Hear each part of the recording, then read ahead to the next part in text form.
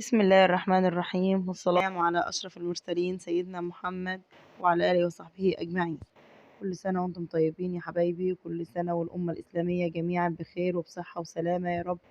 بمناسبة السنة الهجرية، قدوم السنة الهجرية كده، كل عام وأنتم بخير جميعا.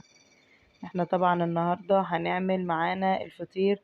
كل الناس من زمان، من قديم الأزل بتعمل الفطير في أول السنة الهجرية كده. صراحة أنا مش عارفة ليه، اللي يعرف يقولي. بس خلاص احنا اتعودنا بقى على كده من أيام أمهاتنا وأجدادنا كده. لازم، مش عارفة اسمه ايه، فتح الفطير لازم كده نبدأ السنة الهجرية نفتح فيها الفطير.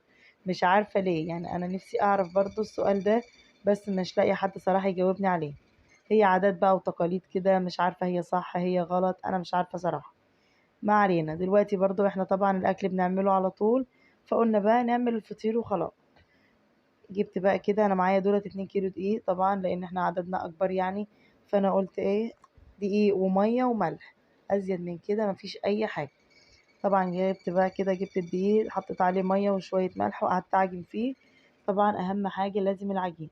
دوبت كده يا دوبك يعني داريت كده الدقيق، وقعدت بقى في الأرض أعجن بقى، ولدت وأعجن كده. أهم حاجة في الفطير عجين، لازم تعجنيه كويس جدا جدا.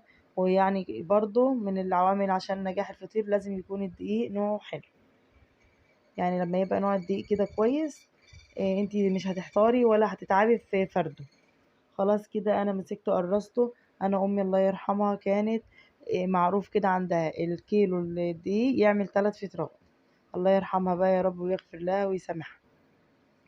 فخلاص احنا بقى كلنا انا واخواتي ربنا يخليهم لي يا رب بنعمل بقى زيها. الكيلو الدقيق بعمله 3 فطرات، فده 2 كيلو دقيق عملته 6. قرصته بقى كده لفطيرة كبيرة كده حلوة يعني. وسيبته بقى لما يرفع خالص، ربع ساعة، نص ساعة، ساعة. لو انتي بتعملي حاجة كده جنبك، بتغسلي بقى مواعين، بتعملي اي حاجة، سيبيه. اولا والله فرده ما خد معايا حاجة خالص. دلوقتي بقى اول ما بيرفع بصي بقى تحطيه كده، تفردي بقى الطبلية كده وتحطي بقى عليها شوية دقيق وفردي بقى. بصوا بيتفرد سهل جدا عشان هو مرتاح. طول ما انت بتريحي العجين في ايدك، اي معجنات بتريحيها في ايدك هتتفرد معاكي بسرعة جدا جدا والله. وهيبقى بقى بإذن الله مورق كده وجميل. بصوا بقى فرده. يلا بقى كده اتشجعي بقى كده وقومي اعملي لك بقى كام فطيرة كده للولاد عشان يفرحوا بقى كده وينبسطوا، وانت كده تبقي عملت لهم طبعا حاجة هما هيحبوها بإذن الله. انا بقى كده بفرد. بصوا بقى انا بفضل ارح كده فيه لحد ما رقه خالص، وبعدين احط بقى على الطبلية كده تنزليه. لو حاجة منك اتقطعت ولا يهمك يعني، مش مشكلة، مش هتأثر معانا ولا اي حاجة. لفي بقى كده حواليكي. لو ما عندكيش برضو طبلية كده، احنا ان شاء الله هعمل طريقة فرد الفطير تانية اللي هي على الرخامة وانت واقفة كده.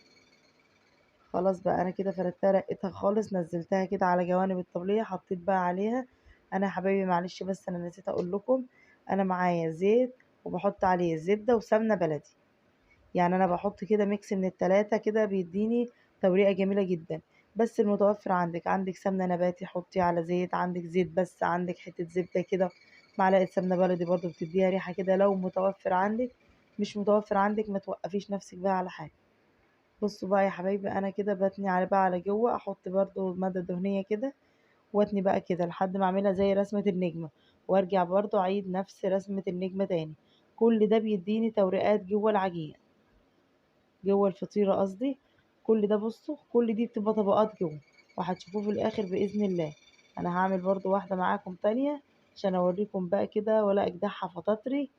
هتتفرجوا دلوقتي باذن الله. يا الكاميرا ما كانتش موضحة دي، قلت بقى الابن يجي كده يصورني وانا بفرد واحدة تانية.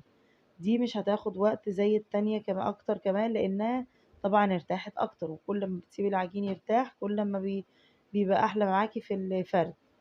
بصوا بقى في ثواني بالمردانة كده، بالنشابة، بالسريع، زي ما بتسميه سميه. في ثواني كده طالع نازل. نطلعي بقى من جوه على بره كده عشان تخفيها خالص. طبعا الطبلية مش متوسخة، ده من نقطة زيت كده وقعت عليه يعني. فطبعا بتعمل تجيرة كده مع الدقيق. افردي بقى كده زي ما انت شايفة. هتتفرجي بقى على الايه، طول ما النوع الدقيق حلو معاكي والعجينة معجونة كويس ومرتاحة كويس، هتلاقي المنظر اللي انت هتشوفيه ده. بصي بقى المنظر، ايه رأيكم بقى فيا؟ لو عجبكم ما تنسونيش بقى في اللايك. لو عجبكم كده طريقة الفرد حطولي بقى لايك كده وكومنت حلو كده اشوف عجبكم ولا لا. وبالله عليكم اللي يشوف الفيديو كده ويعجبه يشير كده، واشتراك بقى في القناة وتفعيل الجرس كده عشان يوصلكم كل جديد. برضو نفس النظام زي ما انتم شايفين. احط بقى الزيت كده، او يعني استنى، طبعا انا حطاه سخن معايا في طاسة جنبي، بس باخد بقى يعني في حاجة صغيرة كده، في بولة صغيرة في العلبة اللي معايا دي، عشان تبقى بتتحرك كده جنبي على الطبلية. بصوا بقى في ثواني والله ما كملت حاجة، يعني مش عشان الفيديو متسرع، انا والله ما غيبت فيه بأمانة الله يعني.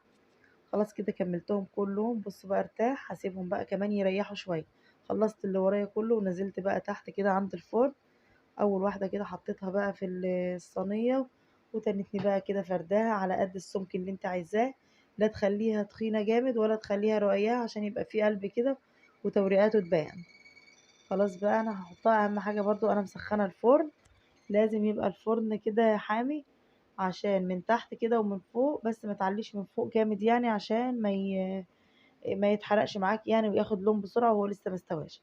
لو فرن البوتاجاز برضو عادي، خدي بس بالك من التسوية، سخري الفرن جامد وولعي من تحت، وبعدين لو حابة اللون هتاخديله كده تولعي الشواية من فوق من تحت ومن فوق زي العسل والله.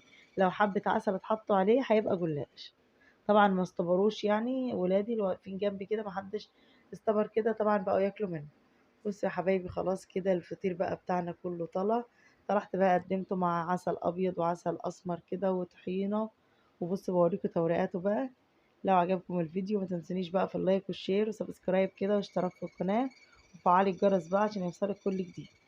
شفتوا بقى الفطيره انا بتنيها زي السندوتش بالظبط.